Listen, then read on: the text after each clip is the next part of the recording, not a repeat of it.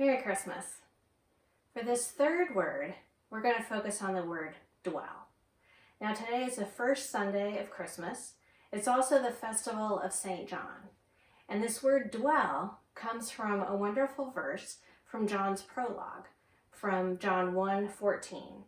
It says, "And the Word became flesh and lived among us, and we have seen his glory, the glory as of a Father's only Son, full of grace and truth." Now that verse, that translation says that Jesus, the Word, came and lived among us. And another way to say that word lived is dwell. Another way to say it is that Jesus came and tabernacled among us. And for John's readers and hearers of this good news, that would have reminded them that God came to the tent of meeting in Exodus. God's glory filled the tent of meeting, and Moses couldn't even get in it because God's glory was so great. All of these images help us to realize this good news of Christmas, that in Jesus, in an infant, God came to dwell among us, to live among us, to be with us forever.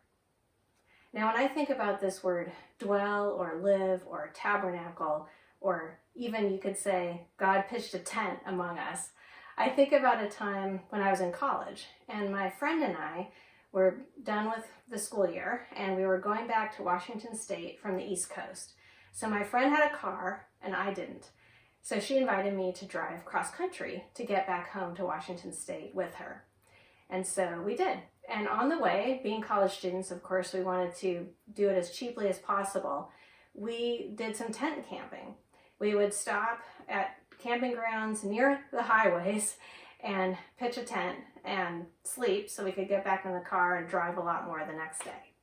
Well, one of these times we were camping, I think it was in South Dakota, and we pitched our tent and put a few things in the tent to weigh it down, and then I think we went off to get dinner or something.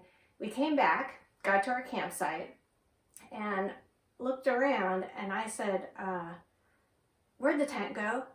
And we looked, and our tent was tumbling in the wind down the way. It was just so flat there and windy, and luckily we caught it in time.